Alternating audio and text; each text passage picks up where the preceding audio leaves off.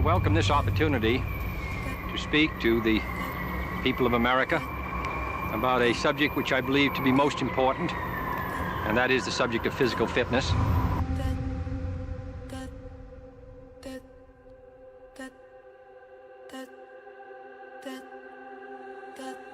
A country is as strong, really, as its citizens, and I think that mental and physical health go hand in hand. There is nothing, I think, more unfortunate than to have soft, chubby, fat-looking children. I hope that all of you will join, and everybody in the United States, to make sure that our children participate fully in a vigorous and adventurous life which is possible for them in this very rich country of ours. There's been a 50% decline in sperm counts in the last 40 years, along with a precipitous decline in testosterone production. We're headed for a calamity, and that's not hyperbole, it's not exaggeration, it's just a mathematical fact.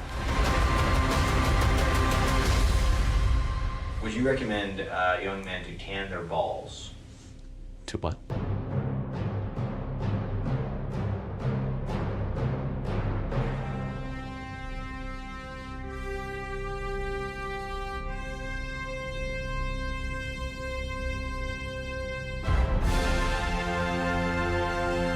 Once a society collapses, then you're in hard times. Well, hard iron sharpens iron, as they say, and those hard times inevitably produce men who are tough, men who are resourceful, men who are strong enough to survive.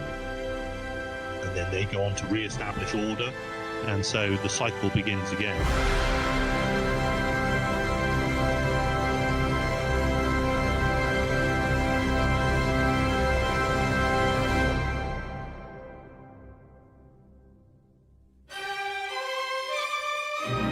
Civilization is like a woman wooed. She's won by the love of the strong man and lost by the impotence of the weak one. The Greeks called this anacyclosis, the life cycle of any society. In a golden age, heroic leaders pursue transcendent goals, something bigger than themselves. They overcome challenge after challenge, and then they win. Then, surrounded by the wealth and the comfort they have won, they lose their life force. They become confused and isolated. They lose faith in themselves, and the civilization they've created begins to decline. Author C.S. Lewis warned of a West that one day would be filled with what he called men without chests, and we see that prophecy coming true today. We call them, less poetically, man boobs. They're a physical manifestation of something bigger, the decline of manhood, of virility, of physical health, all of which together threaten to doom our civilization. Testosterone levels in American men are declining by about 10% per decade, 1% a year. Sperm counts have plummeted 50% in the last 40 years. If that trend continues, we won't simply be weaker than our grandfathers, we won't have grandchildren of our own. Civilizational decline is not inevitable. We don't have to be the spectators of our own defeat. We choose this road, not just for ourselves, but for our children. So we have a responsibility to enter into the arena and make America healthy again. We just need the motivation. Chop, chop, chop. When you get to the cone, push off your outside foot, change directions. The motivation factor for young men, Much better, boys, is to have a physical challenge that demands developing mental stability. Chop, chop, chop. There you go. And if you don't set that up for our young men, our boys, they won't develop properly.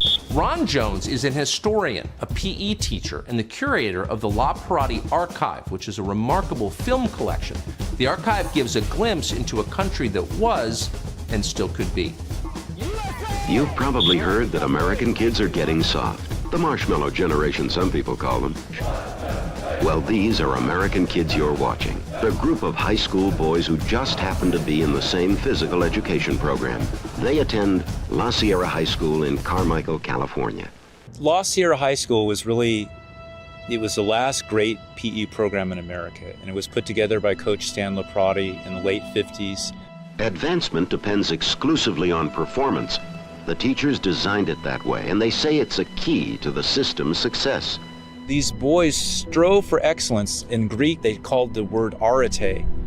It means striving for excellence. And That's how the program was set up. It was that reaching for something higher. Every boy has an opportunity in this program to advance on the team. Blue team, red team, gold team. By the way, to be a Navy Blue at La Sierra High School, you have to be able to do a man lift and carry of a boy 10 pounds within your own body weight and carry him 5 miles without letting his feet touch the ground. If you raise the bar, the kids will generally reach up for it. And if you lower the bar, they'll generally go down lower. Ron Jones found a rare film of one man who wanted to take the standards set by the La Parati program at La Sierra and apply it to the entire country. Now imagine me like rolling the film and seeing this in the headshot, and like no one had seen it before. No one that I knew had ever seen this. I welcome this opportunity to speak to the people of America about a subject which I believe to be most important, and that is the subject of physical fitness. JFK, he wanted all schools in America to model after La Sierra. It was so important, and we didn't do it. We've got more and more stadiums with more and more people sitting and less people playing. And most people just see PE as a nuisance and something to cut, and actually it's getting cut left and right because of the pandemic. They're trying to take elementary kids and leave them in a seat 8 hours a day, trying to make up for the 2 years they lost in the pandemic, and the kids are literally losing their minds. And so what's happened is we have generations of young people now that they don't even know how to walk. Literally, I'm not exaggerating. We can't do what La Sierra boys did 50 plus years ago. Athletic, lean males today are having erectile dysfunction issues. So something is really wrong with our boys and our young men, really wrong. A country is as strong really as its citizens. And I think that mental and physical health, mental and physical vigor go hand in hand. He knew about that the strength of a nation depends on the strength of its men. And not just the men, I mean the women as well, but let's face it, you have to have strong men. And if you don't, it's not gonna go well. People oftentimes ask me like, why did we get rid of this? I don't have a logical reason why we got rid of it. Something tells me that something's going on and that somebody wanted us to get rid of it. I hope that all of you will join, and everybody in the United States, to make sure that our children participate fully in a vigorous and adventurous life which is possible for them in this very rich country of ours. I can't watch it without getting emotional, still. It's so powerful. That is real leadership. That's what we're missing today. We need a renaissance, and we need someone like JFK again. A real man that can stand up and deliver the message without apology. This is a challenge for us all. I'm Robert Kennedy, and I am the chairman of Children's Health Defense. RFK Jr. has taken on the fight for the health of America that was started by his uncle, JFK.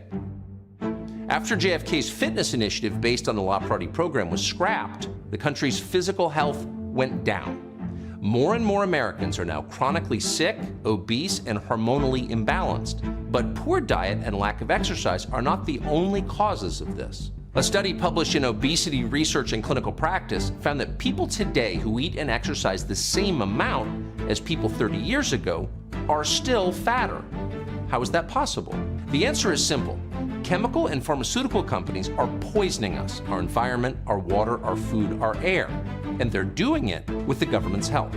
Well, I spent my career fighting the pharmaceutical industry, the chemical industry, the capture of the agencies that are supposed to regulate those industries and protect the public from environmental injury. It has not been a good career move, let me put it that way. It's lost me a lot of jobs and a lot of friendships. Powerful corporations are effectively waging chemical warfare on the country and on your body. But you're not allowed to notice this is happening. RFK Jr. is not the only one who's paid a high price for sounding the alarm. Dr. Linda Birnbaum, former head of the National Institute of Environmental Health Sciences, was banned from saying chemical contaminants in the environment, called PFAS, were responsible for a staggering increase in serious diseases, including cancers. Found in everything from firefighting foam to nonstick coatings, PFAS and other chemicals can bind with testosterone receptors inside the cell and disrupt normal function of the hormonal system. These chemicals are linked to grotesque abnormalities in the male reproductive system that would include smaller penises, lower sperm count, lower sperm mobility, and low testosterone. So the end of men has a chemical cause. 40 years as a federal servant, time of which I am very proud. I served nobody but the American people. I was dealing with chemicals in the environment that had the potential to harm human health. And I think there were people who were uncomfortable with that message. So there was some pushback. The pushback was immediate. The Department of Health and Human Services required clearance on her lab work. They denied her a salary increase. Reportedly, they tried to have her fired. Now retired, Dr. Birnbaum is free to tell the full truth about what she saw in the lab, what these chemicals do. I think one thing that we need to understand is for many of these compounds, there may not really be a safe level. In practice, studying the effects of these chemicals isn't simple. We have safety data on an incredibly small number of the 85,000 plus chemicals now approved for use in commerce. Why? Well, that's due directly to the influence of companies like agricultural behemoth Monsanto. Monsanto actually had a name for the way that it killed studies, which was called whack-a-mole. And whenever there was a new study that was proposed, they would figure out ways to kill that study. And they had a whole team of people within the federal government whose function it was, from Monsanto's point of view and from their own point of view, to kill those kind of studies. You know, there's something like 85,000 synthetic chemicals, and they're regulated under a number of federal statutes. The way that those statutes were structured is that the chemical is regarded as innocent until it's proven guilty. And I think of the 85,000 chemicals, there are probably fewer than a dozen, maybe 24 at the most, that have never been removed. There are chemicals called endocrine disrupting chemicals, let's say synthetic chemicals that can impact our hormone systems. And some of them appear to actually have the ability to cause, let's at least say, decreased fertility. There's clear evidence in wildlife that the increase in some of these chemicals causes infertility. There's a brilliant zoologist named Lou Gillette, who unfortunately passed away several years ago, who studied alligators. And there's a lake in Florida called Lake Apopka, and he was able to show that the alligators, the male alligators, had teeny weenies, and they had problems in their hormone levels, problems with reproduction. And that was related to some pesticides that had been released and gotten into the lake and impacted the alligators. Most of the chemicals, the synthetic chemicals that we look at, they're blocking the testosterone system and have been associated with lower levels of testosterone in the population. During development, hormonal changes are not reversible. It's really a demasculinization of the male fetus that can occur from hormones or chemicals that basically suppress the testosterone in utero. Hypospadias, which is where the urethra does not exit at the tip of the penis, but somewhere along the shaft, even along the way back. And then the other thing is problems with sperm. In Western nations, there's been a 50% decline in sperm counts in the last 40 years, along with a precipitous decline in testosterone production. And it's not only the sperm quantity, but it's also the sperm quality are declining precipitously, and we continue to lose about 1% per year. So you can do the math. We're headed for a calamity. And that's not hyperbole, it's not exaggeration, it's just a mathematical fact. And this is a chemical warfare on our country. And how are we exposed? It's gotten into the drinking water, or it can be in food, in consumer products, in many plastics. So we've got a wide range of potential exposure. They're really persistent chemicals. They essentially will never leave our environment. Some of them are also very, very persistent in us. And so pretty much everyone walking around today has some PFAS in their blood as well. We've created a life of such technology that now literally everything around us has endocrine disrupting chemicals in it. And there's nothing that we can do to eliminate EDCs in our lives. There's a whole lot of things we can do to mitigate the impact of EDCs in our life. And I think that's what we encourage our clients to do. I'm Andrew McGovern, a personal training leader. I'm Gage Corns. I'm a fitness professional. Getting into a healthier state, being a healthier person, we have to do that through raising testosterone. T-maxing, testosterone maxing. Good, rapid. Awesome job. There are many ways to boost testosterone. We eliminate anything that has parabens, phthalate, BPA, like plastics in our house, no fragrances. Keep it simple. It's move more, get outside, spend some time in the sun, get some vitamin D, get quality meats, quality whole foods, sleep, strength training. Picking something hard to do every day will increase your testosterone.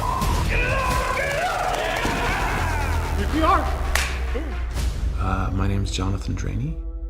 I would describe myself as being depressed before. We have this farm, this homestead, and before, if I had a really long day at work, I would just come home and just feel like I needed to take a nap. Doing all of the things that can boost and raise my testosterone, I do feel more motivated, a lot less stressed over the little stuff. I feel like you can judge a man by the size of thing that upsets him. I don't feel like that type of thing happens anymore. I think when your hormones are balanced, you are not this aggressive person. You are a person who seeks to serve others. You're a person who seeks to transform others. We're designed to do hard things, especially as a man. And it's like a theme in our department of do hard things, and comfort kills. I've tried to set that example for my children, and it's fun to have my wife look at me like she hasn't looked at me in a long time. It's like, you know?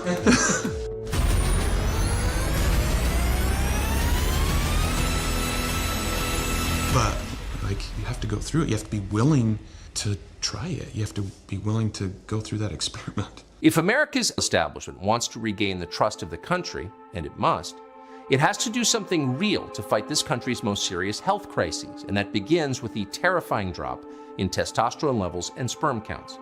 But in the rest of the country, there's a growing movement of Americans who are looking affirmatively for ways to get healthy, to balance their hormones, to regain their fertility. Effectively, they're experimenting on themselves, and they're sharing the results online. They call themselves bro scientists, half jokingly. We met some of them at a ranch outside of Austin, Texas, to see what they're doing. Bro science to me is based on actual published studies, but a lot of it is self-experimentation. You know, there are very few, if any, peer-reviewed double-blind studies to answer the kind of questions that most bros want to know. So instead, we just have to rely on our own experience. So the big divide between bros and scientists or doctors would be this. A real scientist, and most doctors aren't real scientists, would say your testosterone level is going to decline by 5 or 10% every decade, and this is just the way it is. This is your body, and this is how it works, right? Well, of course your muscle mass goes down with age because most people aren't active. Most people are just the default. Of course your VO2 max, which is a cardiorespiratory function, of course it goes down because you're not doing anything, right? So bro science is proscriptive. Bros treat aging as a condition that should be militated against. And that's due to the belief that your body is something that can be fixed or repaired to some degree. And through self-experimentation, I cleaned up a lot of skin issues by removing gluten from my diet. And that's just one example, because it doesn't work for me. Another example is the raw egg thing. I'm a faithful raw egg slonker. Thank you to the raw egg nationalists for preaching that gospel to all of us out there. If the bro scientists have a spiritual leader, it would be a man who calls himself raw egg nationalist. Here's his message. The enemy today is what I like to call soy globalism. The globalist aim is to destroy nations and local communities, and they do this by isolating communities and sickening them through food, and also through so-called medicine, and all the dreadful chemicals we're exposed to on a daily basis. The globalists want you to be fat, sick, depressed and isolated, the better to control you and to milk you for as much economic value as they can before they kill you. That's soy globalism in a nutshell. Own nothing, live in the pod, eat the soy. The best response to this is a strong politics of nationalism. The nation is only as strong as the individuals who make it up, and that's where raw eggs come in. Eggs are a superfood, packed with protein, fats, vitamins, minerals, and anabolic cholesterol, the absolute opposite of the disgusting rubbish that the globalists want you to eat. Eggs are cheap. You can't patent an egg. By making the individual strong, you make the nation strong.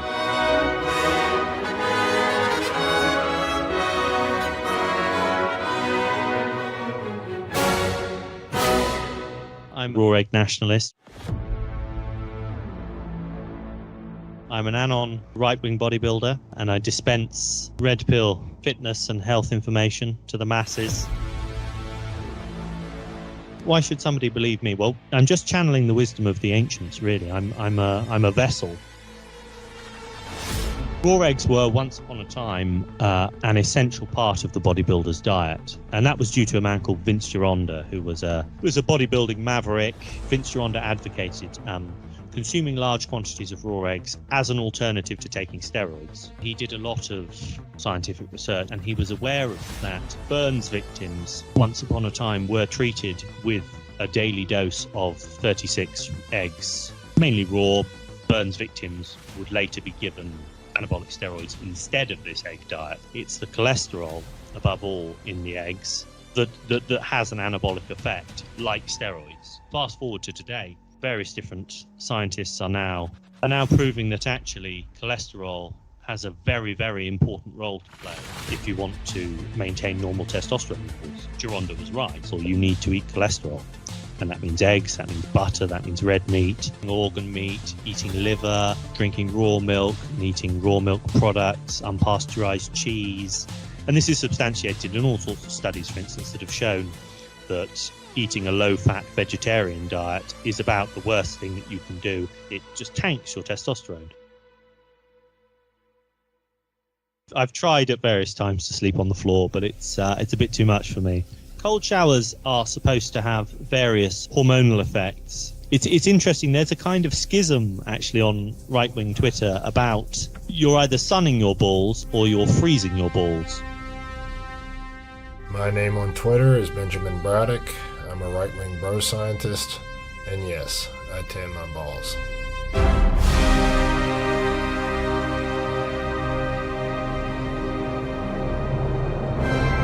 The bro science behind ball tanning is generally that it feels good, so do it. The bro science behind it is based on very real science that's emerging, and that's the benefits of red light therapy.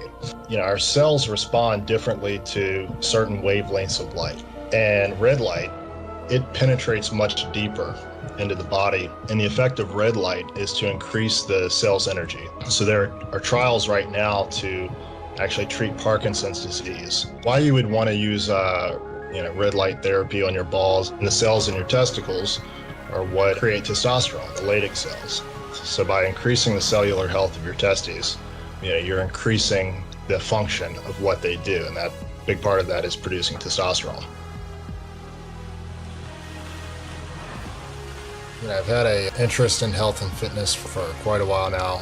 As a teenager who had gotten to the point of a type 2 diabetes diagnosis by the age of 19, got into sports, started eating right. The thing I learned was that, it's really when you start getting these toxic cooking oils, out of your diet, that's when you really start to see the most dramatic improvement.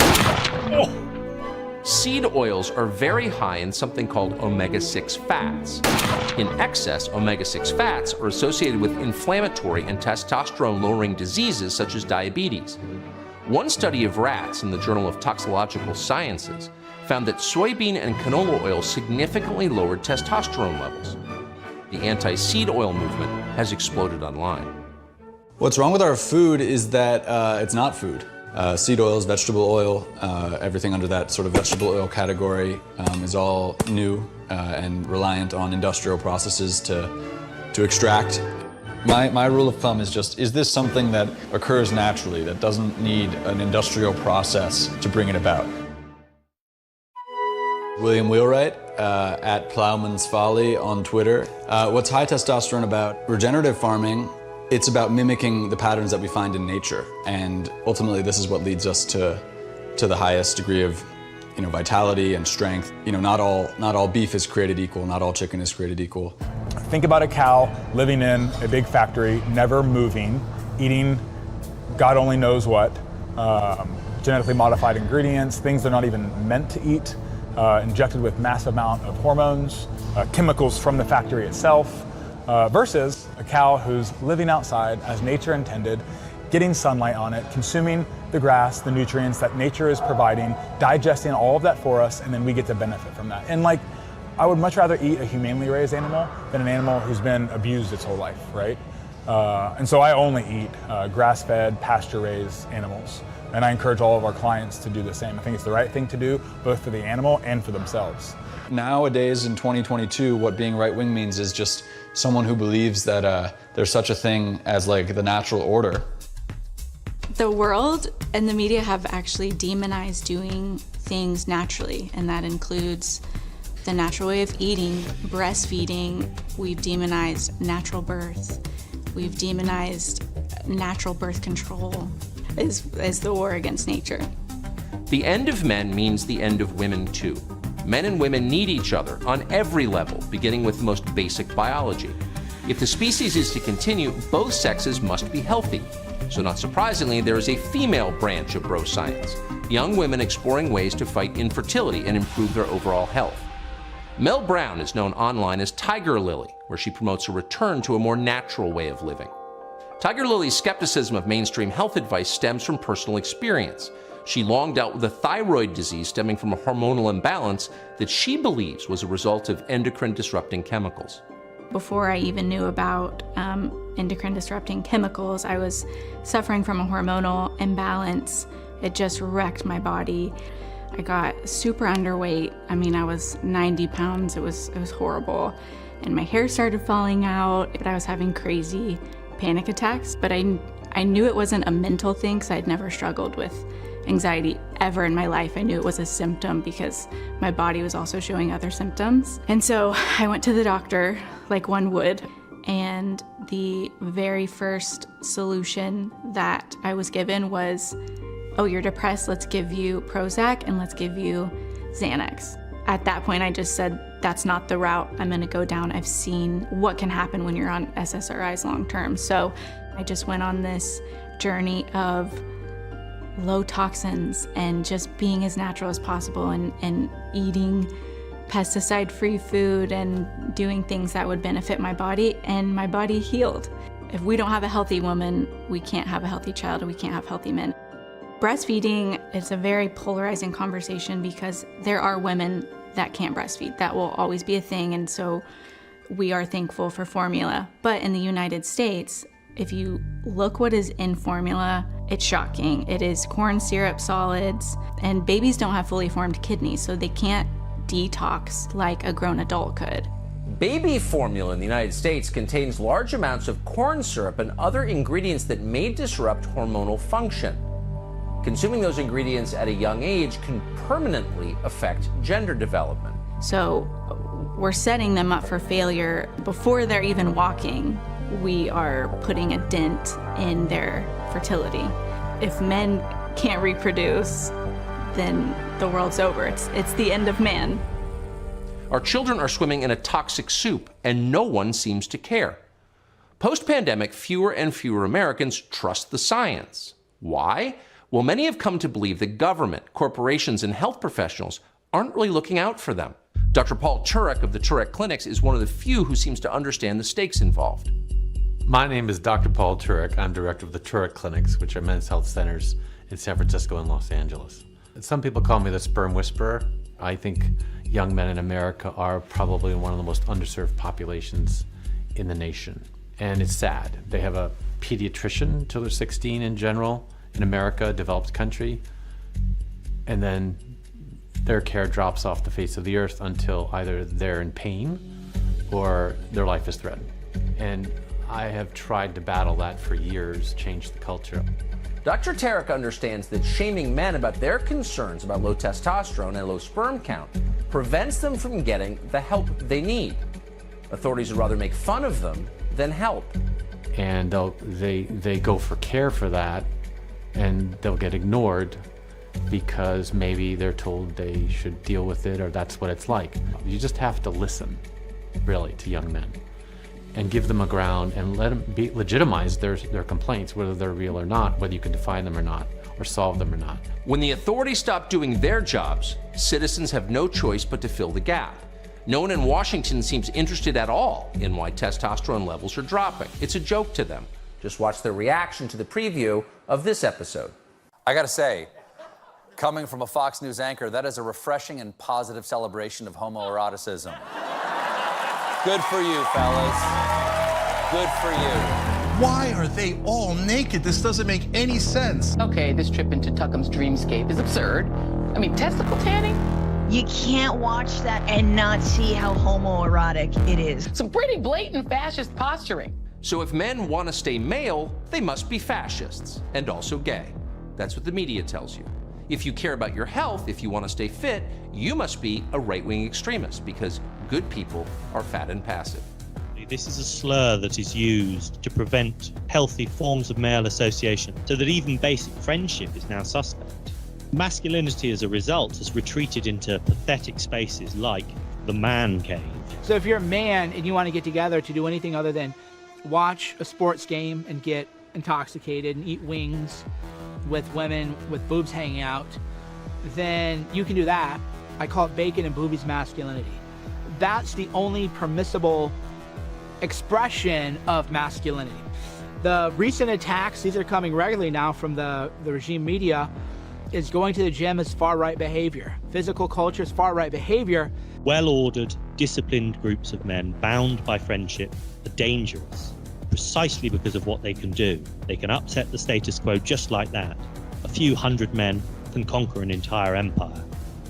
So that's why they want you to be sick, depressed, and isolated.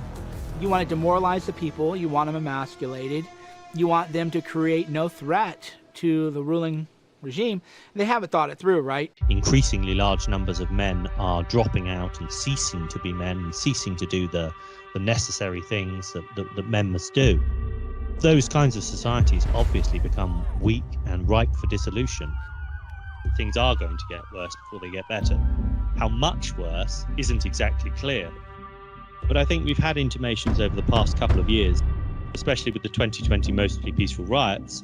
People are realizing, I think, that they're not where they need to be if they want to survive, if they want to continue to live a fulfilling life, if they want to protect not only themselves, but their families and their friends and their way of life.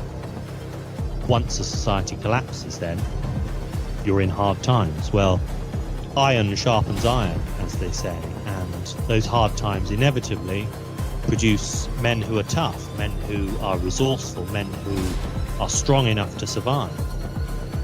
And then they go on to re-establish order, and so the cycle begins again.